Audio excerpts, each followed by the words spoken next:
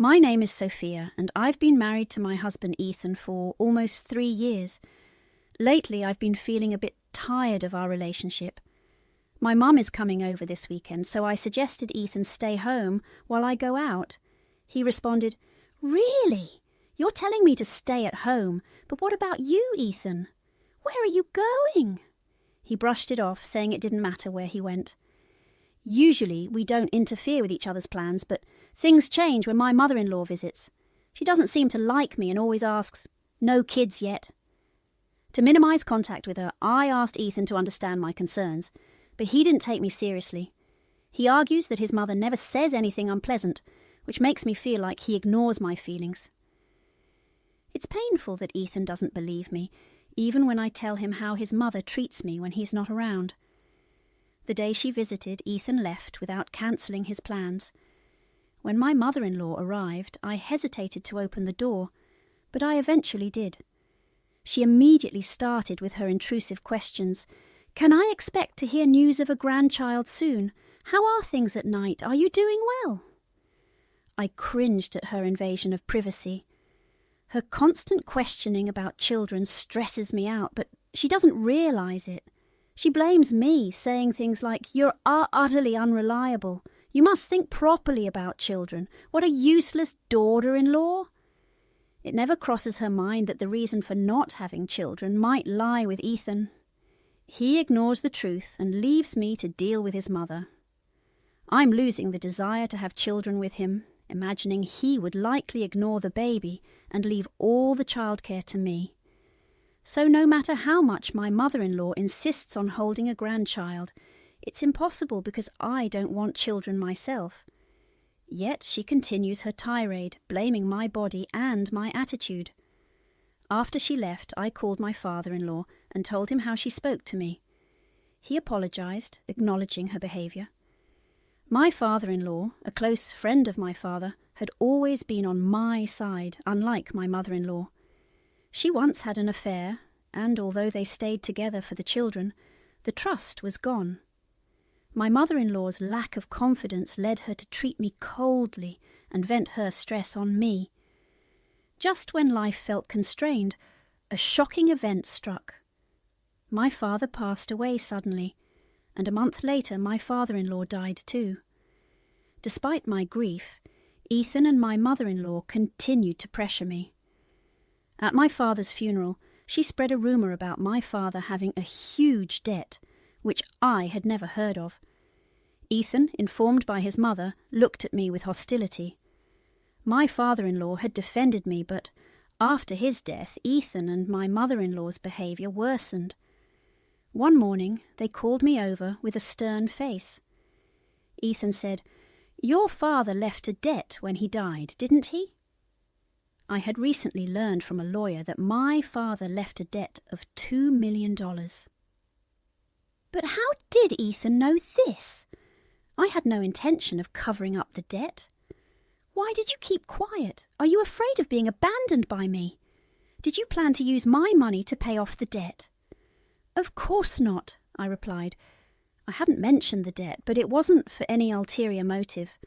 My father had $2 million in debt, but I wouldn't need to pay it if I renounced the inheritance.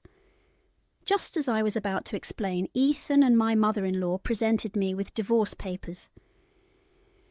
"What a disappointment! A money-eating bug! You have your father's DNA making debts. I can't be with a woman like that. Let's get divorced." I wanted to explain that I didn't need to pay the debt, but I hesitated. Life in this house was already full of stress, especially now that both my father and father-in-law were gone. It seemed wise to get divorced while Ethan wanted it, rather than stay in a house surrounded by enemies. "Let's get divorced," I said, signing the papers. Ethan and my mother-in-law left happily, saying they would have a lavish dinner to celebrate. While they were away, I started packing my belongings with the help of a friend. As I was leaving, I heard them say, "Good riddance, it feels refreshing. Finally, a relief." Ignoring their happy voices, I left without looking back. Afterward, I reported my divorce to my company and started a new life at a new workplace. Being single, I was transferred to a subsidiary in a distant city. Despite it being a subsidiary, I was given an important position and my salary increased. Then Ethan and my mother-in-law started contacting me, demanding money back. "What's going on? Give me back my money right now." I was honestly confused. Ethan's sudden contact and the mention of money left me in a panic. After calming down, I realized it was about the inheritance. A few days ago, I was asked to go to Ethan and my mother-in-law's place for the reading of my father-in-law's will. "Why am I involved in this?" I asked Ethan, who grudgingly replied that the lawyer had told him to call me. Initially, Ethan seemed displeased, thinking his father's inheritance might go to his ex-wife, but the reality was different. "All of your father's $8 million inheritance goes to the former wife," the lawyer announced. Ethan and my mother-in-law were too shocked to say anything. The meeting ended without any progress, and I left. A few days later, Ethan contacted me again, unable to accept the reality.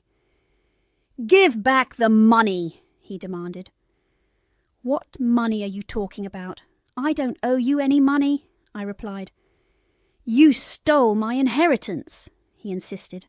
"Was that inheritance yours?" I asked. Ethan seemed to believe he was entitled to it as a son. His father had said he wouldn't leave the inheritance to his mother due to her affair, so she also expected it to go to Ethan. However, the inheritance was willed to me. "Do something! I thought I had an inheritance and paid off the house mortgage in full. Now I'm out of money!" Ethan's unplanned actions had left him in a bind. I couldn't help but laugh. "It's rude to laugh at your husband," he snapped. "We're not married anymore, are we? We're divorced and living separate lives." Ethan fell silent. His scolding didn't scare me anymore. I decided to bring up something I hadn't said before. "Also, isn't there still a payment due? Aren't you going to pay it yet?" "Payment? What are you talking about?" he asked, confused. "Don't you remember the nightclub expenses I covered for you? You still haven't paid me back, have you?" Ethan had completely forgotten about it. I reminded him of the time he overspent on his favourite girl at a nightclub, accumulating a debt of $10,000. I couldn't help but laugh at the irony of him ridiculing my father's debt while being in a similar situation. He had promised to pay me back after our divorce, but never kept that promise. After my life stabilized post-divorce, I planned to consult a lawyer to recover the money. That plan was temporarily shelved due to the inheritance from my father-in-law. "If you're going to demand so much money from me, I can't just overlook the debt." Ethan seemed baffled by being confronted. "No, please make the payment. $110,000. "You're getting too cocky, aren't you? I can't believe you're inheriting $8 million just because your father and my father were close." Ethan was trying to dodge the issue of debt again.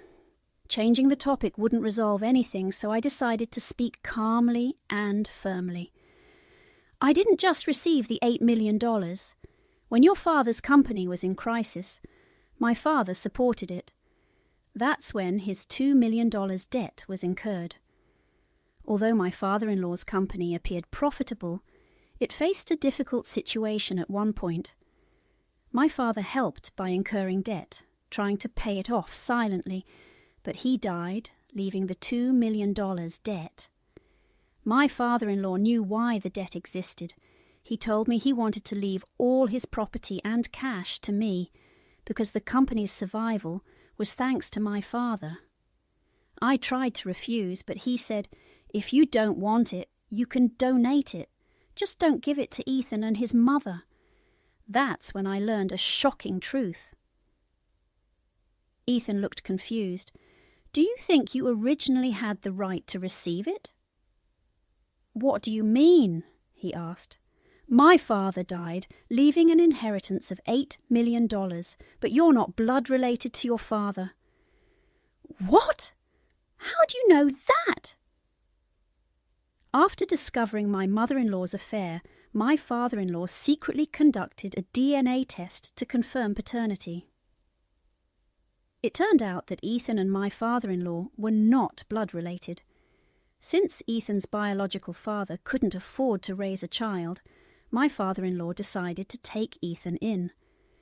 Moreover, my father-in-law recently discovered something shocking. Ethan and my mother-in-law were secretly dining out with the affair partner behind my father-in-law's back. They had been treating him like a wallet for a long time.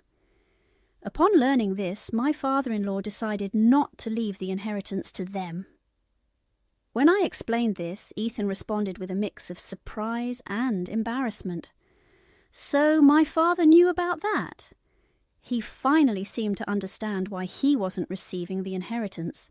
With that realization, I felt confident in what I had to say. Don't forget about the $10,000.